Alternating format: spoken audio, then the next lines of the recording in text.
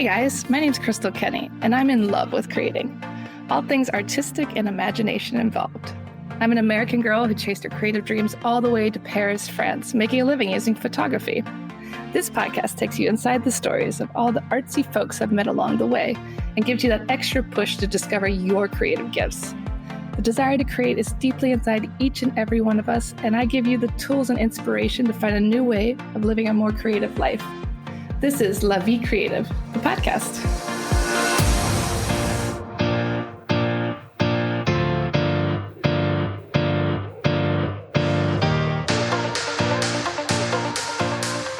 Today on the show, we learn all about what it's like to bring your floral business from New Zealand to France. We speak with Jade, who is a mixture of Kiwi and French herself. We talk all about her business, creating beautiful floral decorations, and how France is going to change the way she works. So welcome to the show, Jade. Thank you for having me. I'm excited to chat. I always like to start with the story of what connected you to France, what inspired you to come to France. Talk a little bit about that. So I am actually born and raised in France, and so I've kind of always just grown up there, and I moved to New Zealand when I was 5. So I lived most of my adult life out here in Aotearoa, New Zealand, and I am planning on moving back to France next year to kind of experience what it's like living there as an adult. I think it's obviously hugely different to New Zealand. People are very laid back here. It's a very small country. It feels very villagey. So France and Europe just feels very grand. And I think work-wise and as a very creative person, I have big dreams and everything seems a lot shinier and there's so many more opportunities over there. And a lot of my family is still there. So there's a big connection to the motherland, and it kind of makes me want to go back. And talk a little bit about how you're feeling about returning to France. Like, do you imagine working as a floral artist in Paris will be different than working in New Zealand? Yeah, I think so. So I currently run my own business in New Zealand, and ideally the big goal would be to one day I do weddings and events mostly and do one season in France or in Europe and one season in New Zealand.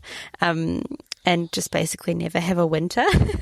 I think in terms of it being different, I mean, I'm assuming it will be, just in terms of florals, the variety of florals that are available in France and Europe is vastly different to what we have here in New Zealand. We're very limited with the product. So in terms of design and being able to just work with so much, a larger variety of product, I think it'll be really special and really cool. Creativity wise, I'm just really intrigued to see how the industry functions over there. I think because it's so much bigger and just the events are so much bigger, the kind of logistics and the running of a wedding and event is just on a whole other scale. So I'm looking forward to freelancing and kind of getting a feel for what it's like before I kind of dip my toe into running my own business there. And when did you first realize that flowers weren't just beautiful objects, but a language you could speak creatively with? Yeah. It's funny because I think when you're an adult and you kind of fall back into like a creative modality and you really love it, you can often find traces of it within your childhood. And that's kind of what's happened with me. So I've been told by my mum, like, oh, you used to pretend you were a florist when you were little, and like things I just completely forgot about. And so I think it's always been in me. I've always been drawn to nature and florals. But I think it's not until I started working in weddings with flowers that I started to realize that actually it's a way to kind of tell the couple's story, and I can really use them to create an experience rather than just having them be a pretty thing on a table. Yeah, I think that's so funny how we go back to our childhood and it's just things we don't even remember we did and played as, and it comes back to our adulthood. Yeah, totally. And what feelings do you hope someone experiences when they encounter your floral work for the first time? For me, I think it's because everything I really try and get to know the person I'm creating the florals for, the person or the couple or the company, and really understand what it is they're wanting to create. It's more about creating an atmosphere and an experience and being able to tell a story through the designs that we create rather than just dressing up a space. Obviously they work hand in hand, but for me, I think it's really about understanding what they want and then being able to kind of bring that to life through florals and kind of just create an experience for them that helps them kind of, I don't know, it brings up emotions. And to me, it kind of, the way I design, I like to think of it as quite modern, whimsical. Like I was always playing outside as a kid and I love the whole woodland fairy tale vibe. And when you create a really beautiful immersive experience with florals, I think that can kind of bring up those childhood kind of, I don't know how to describe it, like whimsical, almost fairy tale like experience of being in this other world. And I think I hope I can kind of transport people when they experience the florals we create. Definitely. It's like taking them to another world. Yeah. Yeah. And you describe flowers like stories and experiences. How does a design begin for you? So the process, because I work mostly in weddings, it'll often just begin with a chat on Zoom with the couple and just kind of getting to know their vision and really understanding what it is they want to create. And oftentimes a lot of the other elements of their wedding day will come into play. The styling, the venue is huge, really understanding the place. If you're getting married here in, Auckland, New Zealand, it's very different to a Tuscan wedding or a wedding in Paris. So really understanding who they are and what it is they want to create. And then creating a bit of a vision board for myself as well as for the couple, just to kind of have something that we can refer back to. I always say that nothing is cut and copy and paste. I'm never going to kind of copy something else from Pinterest directly. It's always going to be unique. Every florist does things differently. So, and then from there, typically a lot of time will pass and I'll start looking at what flowers are in season closer to the time and really start to picture the designs that we've kind of envisioned and using the florals that are available in season. Depending on the style of installation, I might do a bit of a mock-up in my studio. I might scribble something down or like manually place things in my space to kind of give myself a bit of a 3D feel of what that would look like. And then it's kind of just all up to how I feel on the day, which is a little bit scary when you're working on really big events. But I think a lot of florists are the same. I was freelancing for another florist the other day and she had a rough plan and she knew what she wanted to use, but it was kind of just go with the flow and see what comes up. And when you're doing very creative work, I think you just have to kind of let that go a little bit. Like, if you're trying too hard to create this exact thing, it might just go completely wrong. So you got to just trust the process and see how you feel on the day. Obviously for larger events, having a bit of a plan is good, but I think also just letting go of the expectations and having couples and clients who really trust your creative vision is really good. And how do you decide when a piece is finished? Like, when is it visually right or when it feels right? Yeah, that's really hard. It's like, I don't know what you could refer this to, but you could just keep going forever. I think when you're working on an actual event, time constraints are really good. You know when you actually have to be out of the space and be done. And having a bit of a vision, like knowing what you want, roughly what you want your end product to look like, a shape, a color palette, that feeling that it could evoke, making sure that it, obviously you're not seeing any of the mechanics. Like that's a big one for me before I leave a space. Obviously there's so much that goes on behind the actual flowers to keep these structures going and upright and the flowers alive. And I want to always hide all of that because although they're a crucial part of the design process, the couples and the clients don't need to see the messiness of the chicken wire and the vases. So I think a big one to know if it's finished is once you can't see any of that. And I think it's just a feeling as well. Like once I'm happy with it, and once I know I need to be out of the space. Yeah, definitely hiding all the little secrets you guys have. Yes. And what's something you wish more people knew about being a florist? I think there's a lot to your art that people just don't know about. Yeah, it is.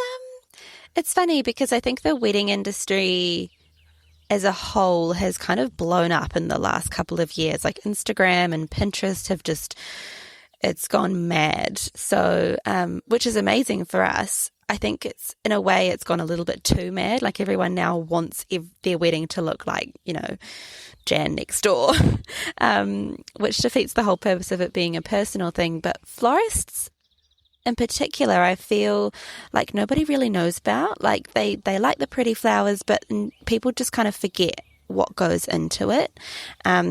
And it's not all pretty. A lot of the time we do just look like truckers, lugging around heavy buckets, cutting branches from the side of the road. And there's a lot of logistical work that goes into it, especially with events. It's not just kind of calling up and booking for ordering a bouquet. We get booked out years, often 12 months in advance. And there's a lot of planning that goes on. That people often probably don't realize. So, yeah. Yeah, I think you're just like picking some pretty flowers and just showing up. Like, Yeah. no big deal. Looking like truckers. I love it. Yes. Yeah. Totally. And where do you find inspiration when creativity feels like quiet or slow? Oh, it's really hard to not try to find inspiration online. Although it can be really great, I find that it can also be a real disadvantage because it takes away from your own creativity when you're just seeing something and you're trying to replicate exactly what the other florist has created. So trying to stay away from social media is a big one. It's really hard when your whole business is basically founded on that. But for me, being out in nature is always my biggest source of inspiration. It's just where I feel the most like me. It's where I feel the happiest. It's why I started doing what I do, to kind of have that connection to the natural world. So just going for walks, spending time outside. I'm really lucky to live in a really beautiful place in New Zealand. I mean, it's stunning. So, as is France. So I'm so excited to kind of be inspired in different ways when I move. I miss the countryside there so much. It's vastly different to New Zealand. We're kind of like a microclimate island here. So everything is a bit more tropical, and I miss the kind of the richness of France. Yeah, just being out in nature and being inspired by how things grow naturally. A lot of my designs, I try and make things look like they've just kind of grown there and been there. So, yeah, just seeing what the natural world's doing. I love that, to make them look like they just grew there, like you said, and they've already been there. Like it's just all very natural looking. Yeah. And definitely you'll be working with some different kinds of flowers when you're in France. Like, how are you feeling about that? I am so excited. The markets there, I think it's the Rungis market in France. It's produce, it's like everything but florals as well. In New Zealand, we have a very different system. It's like an auction system where you bid for your flowers. There's like an auction 3 days a week. And you just don't have the same connection to the product, not being able to kind of see it in person and maybe see the little imperfections or see the really cool shapes that it has, and also not being able to have the connections with the growers. So that's something I'm really looking forward to experiencing when I move, and just being able to, see what it's like on a larger scale as well, because everything here is small. It's very small compared to everywhere else, really. And what does sustainability mean to you in the floral world beyond materials? Yeah, it's a big one in floristry, because there's obviously a lot of waste that's generated from what we do. So it's something I consciously decided to do when I started working in the industry, was to really pay attention to the materials that we use and the mechanics that we use. But I think the bigger picture, I think for me, is just kind of understanding how floristry kind of impacts our environment and our communities. And keeping it like sustainability, not in just the sense of like sustainability, being eco-conscious, but how do we keep it sustainable in the long term? I don't know if that makes sense how I'm trying to say it, but how do we not make it like a dying art in a way? I could go on about sustainability, so restrain me. No, I like to hear about this stuff. It's interesting because, like you said, you're bringing in flowers, you're bringing in plants. Obviously, they're going to probably die because you cut them and you're making them all pretty. But like, how can we bring back sustainability to that at the same time? Yeah. In my personal work, using as much seasonal product as possible is huge. Trying to limit the amount of import that we get, that we get and that I would use is huge. I know that in France it's very different. I've watched countless documentaries on where the product comes from, and it is really sad to see like there'll be hydrangeas grown in the south of France and they get shipped off to Asia while we use the flowers from Colombia, which just blows my mind. Like, if we have the product in the country, shouldn't we start just using what our local growers are using? So I think kind of turning back how we used to do things and kind of really supporting our local economies and our local growers is a really huge one. And just understanding, I think, the mechanics behind floral design. I think there's a lot more florists bringing this to our attention, that floral foam or oasis is really toxic. I had someone the other day say, "Oh, but it's just another microplastic," and it's like, yeah, but shouldn't we stop using these microplastics? Yeah, they're not good for us or the environment. No. Yeah, it was. It took me back a little bit, but I think a lot of people are trying to make moves to reduce the use of that or cut it out completely, like I have. And there's so many more like simple ways and more affordable ways, because the stuff is really expensive. Just using chicken wire and vases and being a little bit more innovative with, the ways that we create structures for florals. What are some other trends that you've seen change in your time as a florist? Trends are a big one. They just come back around. I think we're in a real 90s moment at the moment. In the floral industry, you kind of see certain flowers come up at different times depending on the trends. Calla lilies at the moment are huge. Everyone wants a calla lily. They're beautiful, but unfortunately they're very hard to source here in New Zealand. So I'm excited to have more availability when I go to France, which will be awesome. But yeah, it's very interesting to see how 1 minute something can be super trendy and super popular, and the next you're working on something that you would have seen in the early 2000s or even in the 80s. Like dried flowers had a really big moment when I started in 2020, and now no one wants to see another dried flower. So yeah. Yeah, it's funny, like you said, it's just like history repeats itself. Everything's going in circles always. Yeah. And if Paris were to be a flower, which flower would you describe it as? Ooh, I don't want to be really boring, but I think a rose. I mean, we often refer to Paris as the city of love, and a rose is the rose. A rose is the flower that kind of, I don't know, symbolizes love and romance. I completely agree. I mean, it is like very like cliche, but true. Cliches are cliches for a reason. Absolutely. And is there a flower or a season that feels like your creative home? This is something I'm trying to work on. I've never been a huge fan of summer. I just can't stand the heat. But I'm trying to lean in more to like each season and trying to appreciate each season for what it is, and just make the most of its beauty. But I think for me, just when things start to kind of come alive again, I find it really beautiful. So spring, I'm always just so excited when you're kind of coming out of the depths of cold winter and you start to see little bulbs pop up and the cherry blossoms on the trees. It just feels very exciting. And similarly, like autumn, I think I just love the transitional seasons, just kind of seeing how nature changes it blows my mind. I think, that really inspires me. Definitely. I think that the seasons can just be inspiring in themselves, just the change, like you said, and the new and the old, out with the old, in with the new. Yes. And so Paris can be chaotic. It can be kind of energetic, a little fast paced. Do you think that's going to affect your creativity coming from, a peaceful place like New Zealand? Yeah.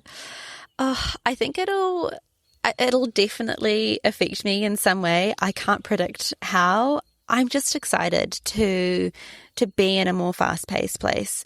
I've lived like 20 years in New Zealand, and although I'm both Kiwi and French, there's always been a part of me that's kind of craved that busyness and just the rich culture that we have in France, and just there's so much more going on. Like, it's beautiful in New Zealand and it's peaceful and quiet, and there's so many beautiful things to do outdoors, but I do miss the hustle and bustle and all of these beautiful things going on. Like I said before, I think there's just so many more opportunities in the creative world and in events, and I think I'll just be very inspired.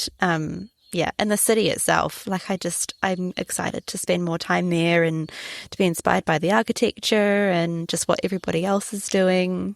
Yeah. Definitely. And what advice do you have for someone who wants to get into florals? Freelance for another florist. That is my biggest tip. I did not do any kind of study to become a florist. I kind of fell into it by accident. And originally I was kind of going to find my feet. I did a little bit of retail and I did a little bit of my own thing, just kind of selling flowers online until I kind of started to fall into weddings because of COVID. But one thing I regret not doing was freelancing as I started kind of in my wedding and events career, because I think it would have really opened my eyes to what's involved in that part of the industry. It probably would have fast-tracked me a little bit. I'm happy with my slow growth and I'm really proud of where I've come, of how far I've come. But I think for anybody who wants to start out, whether it be in retail or in the events industry, finding a florist whose style you admire and whose kind of values align with yours, I think reaching out and seeing if they are needing any freelancers for that season or if they're needing staff in their shop is a really great way, just work experience, especially now that the way that we design in floristry has evolved a lot from traditional ways of what we're taught in schools and courses. I think it's just important to get hands-on practical experience. Definitely. I think that's great advice. And how would you define creativity in your own words? A little bit chaotic, maybe. Yeah, chaotic, I think, is the best one. It just, in the best way possible, because I think when you have a very creative mind and you're very active and you can just, I have spur of the moment ideas and I'm like, I have to do this now. And it can just feel a little bit all over the place. And oftentimes when I'm trying to create something that I've thought up in my mind, I can kind of see what I want to create, but I don't know what I want to use. So it's this kind of crazy rummage of what am I going to use? I go and forage and it's just a little bit chaotic, but not in like an unpleasant way, if that makes sense.